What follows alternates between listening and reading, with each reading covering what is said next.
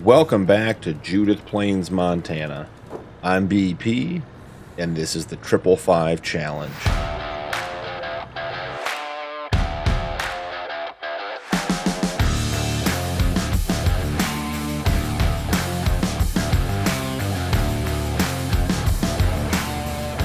It is a warm November morning here on the farm, guys.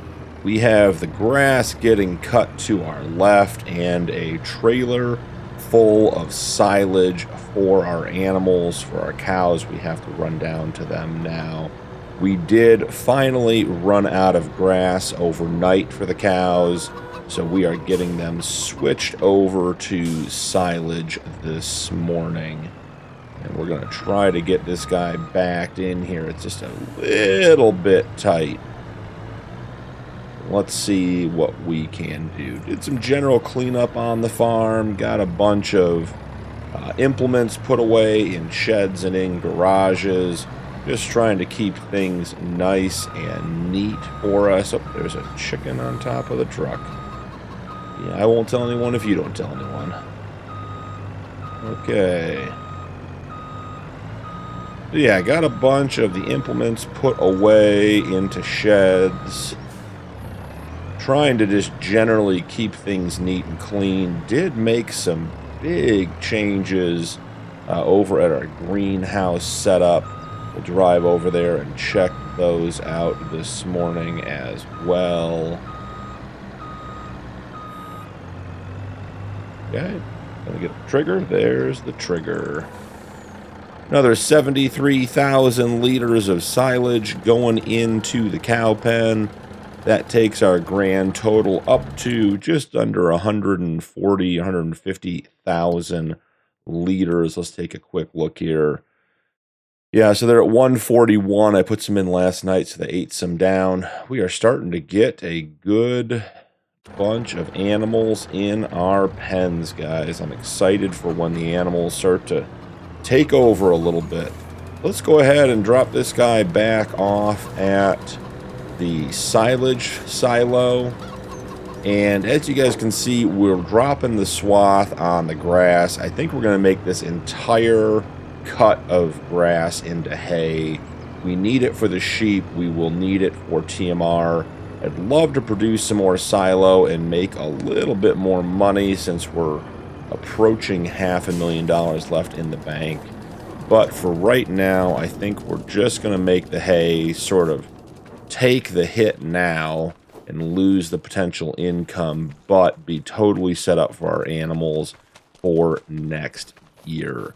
So with that in mind, let's grab the versatile and let's go find a tedder. I told you I put everything away, and the question is, where did I put it away? I think it's in this shed over here. You know, you put stuff away, you can't find it. You leave it out in the open, it's easy to find. I have played around a little bit with getting an open bale storage in this shed. I just can't find anything I like. And quite frankly, those bales are very nicely stacked and out of the way, so not sure they require more bale storage. Now, when we're done here today with tedding and baling and everything else, I think it could be a totally different story. I expect to get in excess of 50 bales off of this field. So, you know, storing 50 more bales might require some kind of storage. We'll just have to wait and see. I think that guy's going to be about done by the time we get around. I run over there and check and see. Man, he's got couple more passes. I'd like to do 2 headlands on this, but we can't do 2 until he is done with his work, because a second pass will cut in at the top and at the bottom. So maybe, yeah, I think we just set it up, and if we have to pause it, we have to pause it. So field work, 2 headlands, all of them square, and just want to make sure this guy's set up yet. We didn't set that part up either, so glad to have that set up. 2 headlands, and Yeah, once again, I want this field to be worked the other way. So, let's see. Directions of rows, manual, back here. Yeah, I mean, the field is definitely rectangular. Well, maybe it's not. Maybe it's, it really looks rectangular to me, guys. I don't know. I think it is. So, let's go ahead and start that course. And I think we're going to have to delete the old one. We can put in the new one.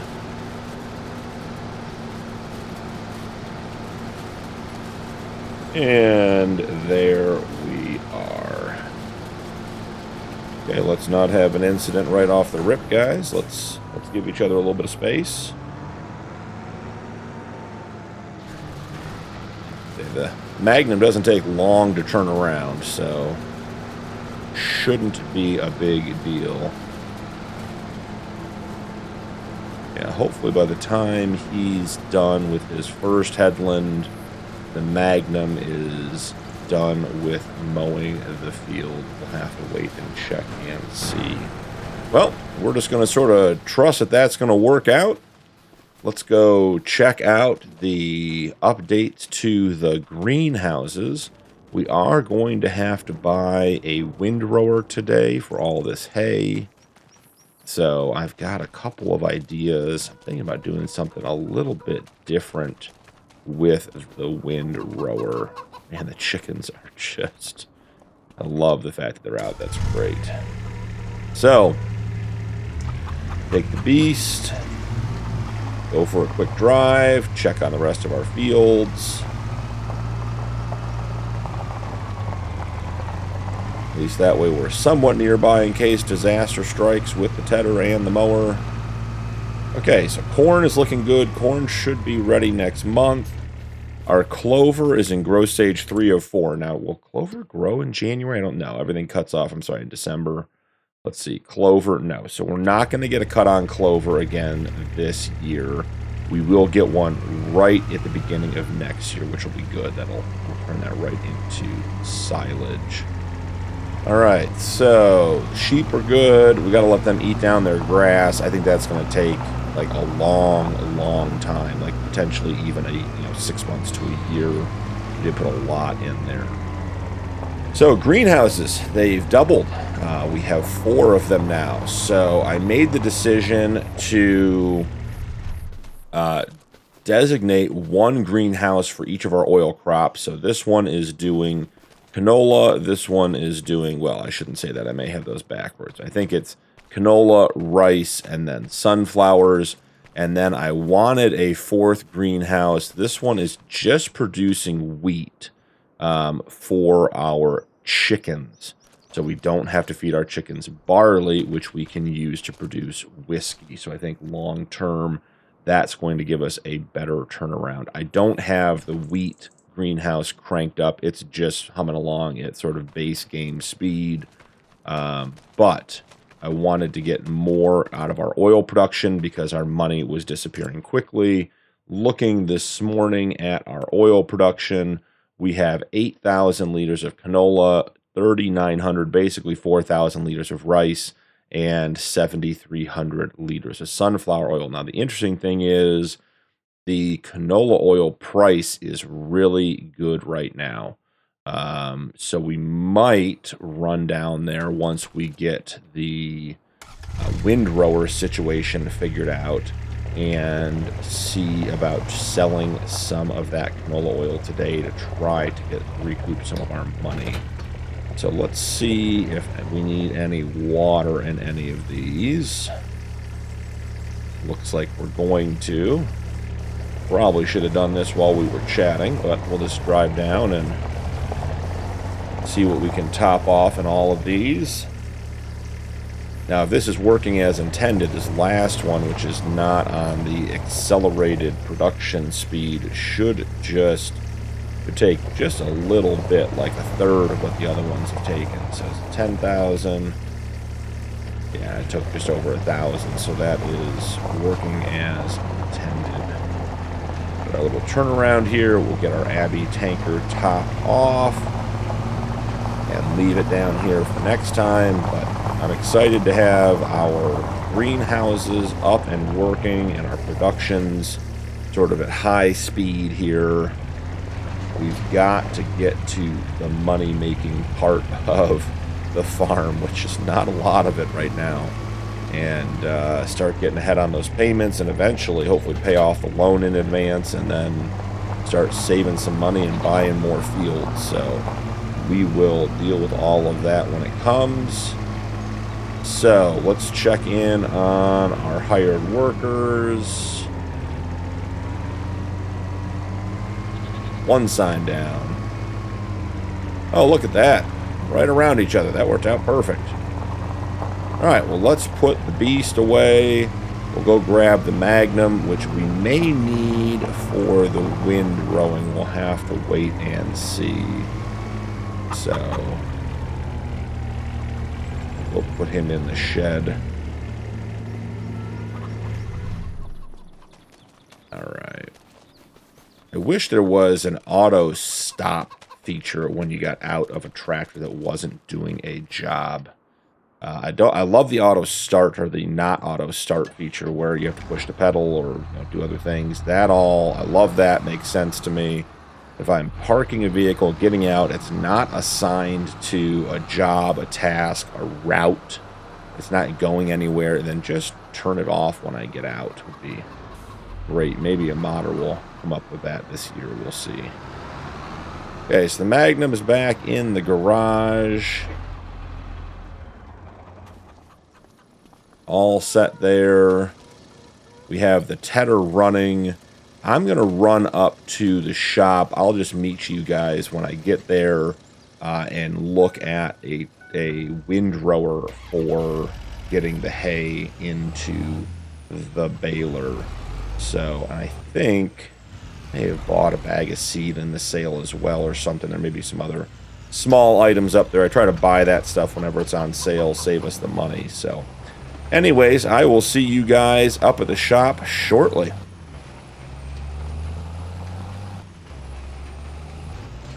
We are on the road back to the farm, guys. Found our couple of bags of seed we bought on sale, and then we bought the Krone 12-meter front windrower.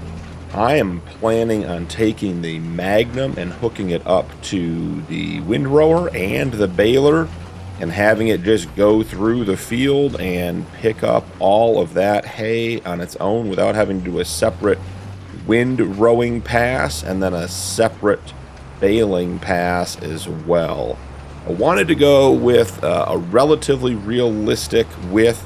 We do have certainly 15 and 14 meter windrowers already, so I figured a 12-meter front windrower was no bigger than what we could buy on the other stuff, so would meet our criteria for base game working widths. This does go up to 16 and 20 meters, which at this stage feels a bit unrealistic and something we may get to eventually, but are not going to do now because we haven't paid off our debt. I am really pleased with our farm's distance from the shop. It is a nice, quick drive down the road. Now, when I was pulling out here, I was looking around and I was thinking to myself, we may want to pick up another field. And these are, I think there's a grass field here.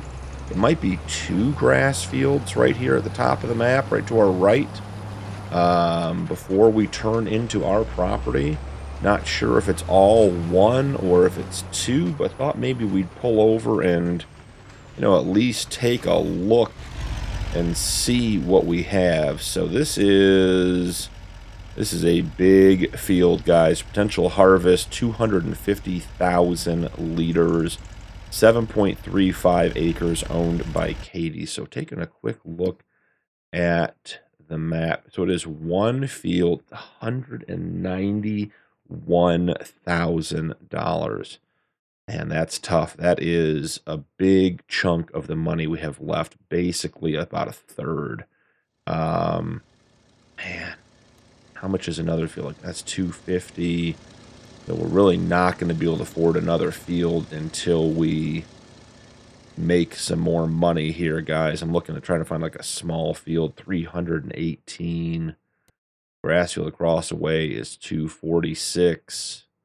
Even this teeny one down here is 104, and that's not going to give us nearly what we get off of a grass field. We already have all of the equipment. So this one's 7.9 acres. The one we have right now is almost 19. So it's more, the one we have is more than double what we would get off of this. And is there a way we could maybe expand it a little bit if we bought it and try to maximize our profit? I mean, this hill goes pretty far down. Yeah, there's the edge of the field right there. I mean, we could take out a couple of trees and just, you know, plant to further down. How much land do we actually get with this? Do we get... Yeah, it looks like we get just the field, so expanding it would be tough. Yeah, I don't know, guys. $191,000. We'd have a second grass field could be dedicated to just making silage. Later on, we could certainly, you know, plow it up and put something else in here. Take a quick look at how it has been fertilized and taken care of. So, fully fertilized. It does not need plowing. It does not need lime. It doesn't need rolling. Just wasn't mulched. So, any stones? It's a good field, guys. It's going to have good yield all around. And I just don't know. That is a tough call. We could get another 250,000 liters of grass up to turn into silage. And our silage is 1-to-1, right? Just want to double check that.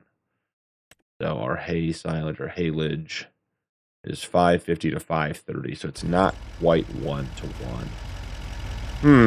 That is something to think about. I'm not sure what we'll do about that. Right now, we're just going to try not to take out this sign and get back to the farm with the equipment we have and our seed so we can continue with our hay harvest here in November. And then we're going to run down to the oil mill and pick up our canola oil and get that sold when the price is good this month and try to make some money back. So let's get on to the farm. And let's go ahead and grab over here. Okay. I think that'll work. Take the straps off.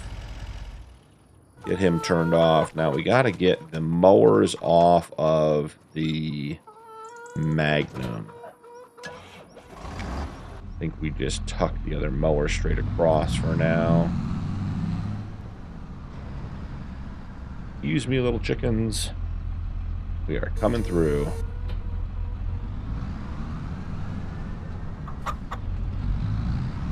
It's a good sounding tractor. The cases always sound good.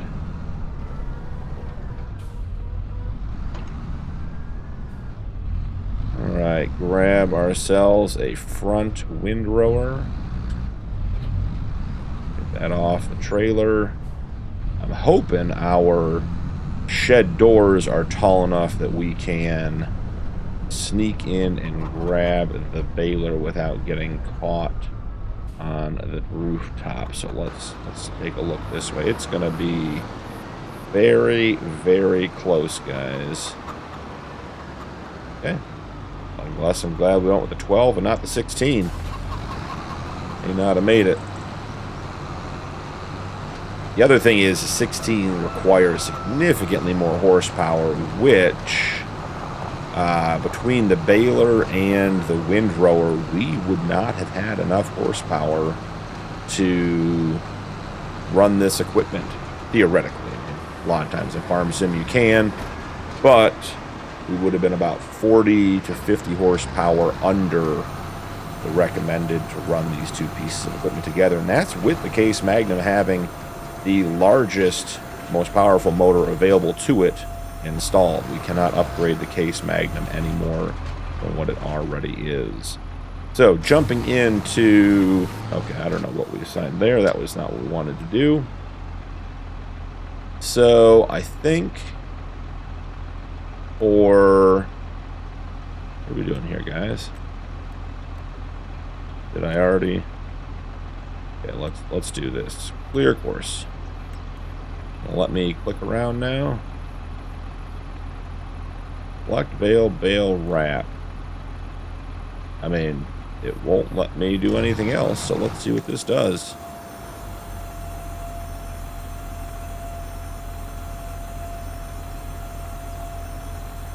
I'm not sure I like where that's going.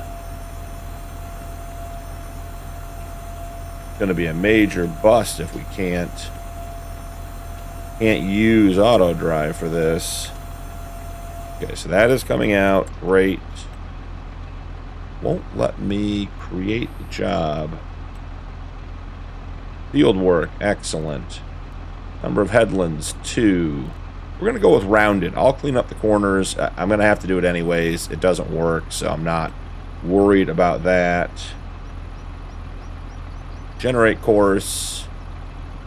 It still wants to do it side to side, and I just don't want it to do that, guys. I want you to go up and down. Manual. Back out here. Redistribute the course. Create job. Yeah, we're back on the silliness. It's going to fight us a little bit, but we will get it. Okay, generate course. Yeah. And start job.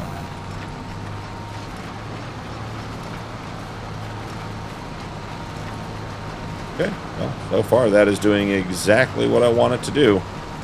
So let's go ahead and save that course. Create a new folder. Wind/bale.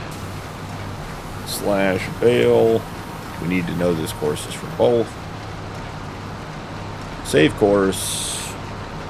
Grass 49. And away we go.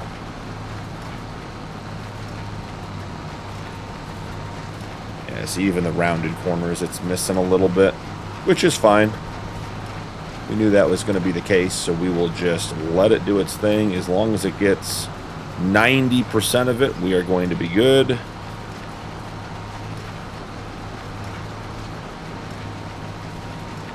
That guy is off and working. Just want to see. Okay, we're gonna have an incident up here, guys. Let's not and say we did, huh? Let's not run into each other. Don't do it. Okay. They figured it out. It's always a little bit stressful with the workers. They're not really that good at that type of thing.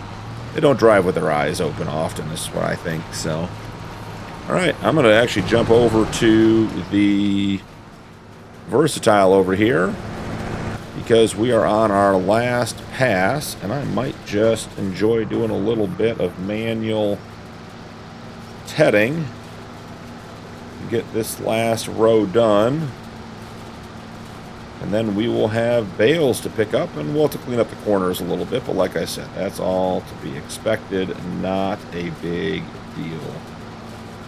After this, we're going to run down to the oil mill and check on our canola oil and see about getting it sold, because today the price is very, very good. I'm liking that setup. That's working well. Just one pass around, get it all nice and easy.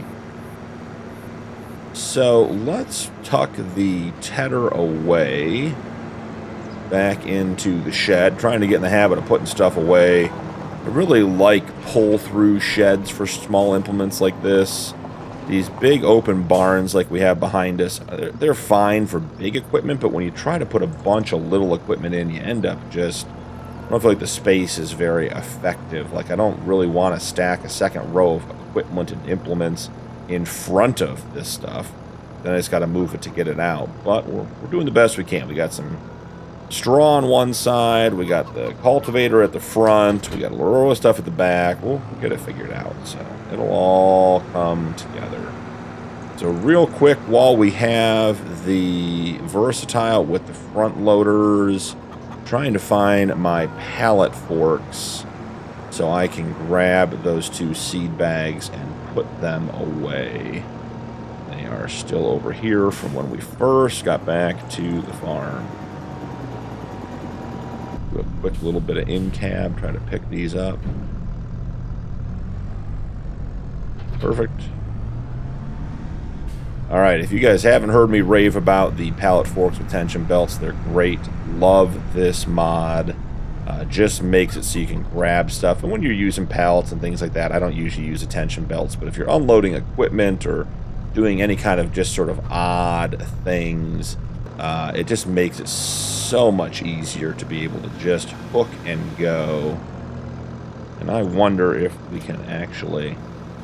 Yep.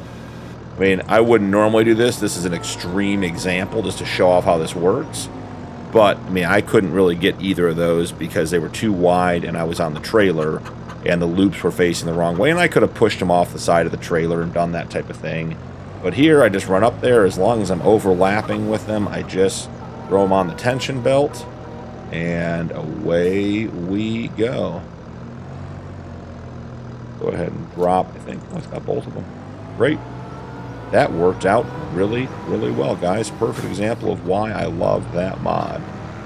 So, going to go park the Versatile, head down to the oil mill with the truck, and come back when we've sold some canola oil and hopefully made some money. That guy parked up, drop those down out of the way. Okay. All good there.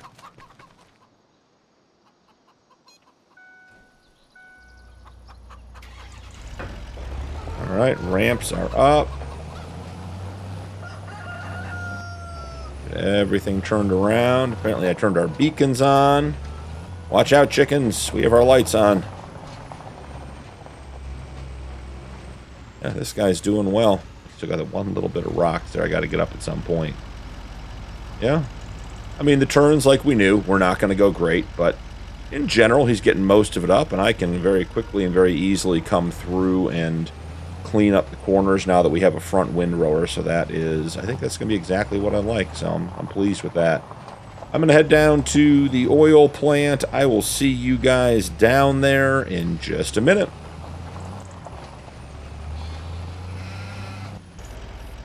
We are down at the oil shop, guys, grabbing our canola oil. See if we can't get in there and get that last one. Now, here is one of the things. Man, let's see. Can we change the loading way? I don't like them stacked up at the top. Let's see. Detach, toggle HUD. We're not really getting the things we want out of that. I think I re-keybound it. Yeah, there we go. I want it flat loading like that so we don't have a bunch of top-heavy stuff at the very top of the trailer. Now, I am going to speed up time just a little bit. We've got one remaining pallet, 950 liters already. Just going to get that one to pop out. Perfect. And get that one loaded up. Jump back in, turn that back to distributing so we don't have stuff piling up outside. And we are going to just barely make that corner is what we're going to do. We need to figure out where we're selling this. Let's see. Time-saving stock check, canola oil. Wow, $2,039 per pallet, guys. Regular high price is $19.84. We are making like $50 a pallet more than we would normally. So the Hobson Strip Mall, which is that mall right when we come in, we'll run down there and get this stuff sold and probably call an episode there. We'll pick up in December with a bunch of hay bales to deal with. So the exciting work to do, and we've got to figure out where we're going to store those after we know how many we're going to get. I'm hoping it's not like 100 of them and we just don't have anywhere to store them, but we'll figure it out regardless. So if I remember correctly, the drop-off point is somewhere here at the back. Let's go ahead and drop the tension belts and just start driving. Maybe. Oh, there we go. $18,000, guys. $18,355 for our canola oil. That is a good boost of income for us.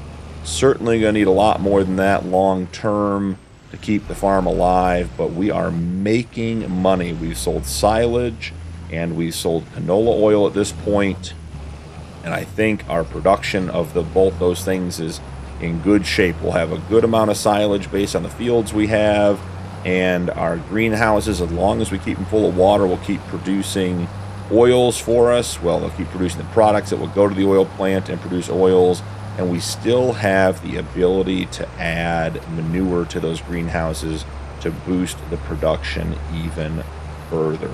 So I think that's what we're going to call it an episode here, guys. That was a lot of fun stuff. I'm excited to see how our hay harvest turns out next month when we come back.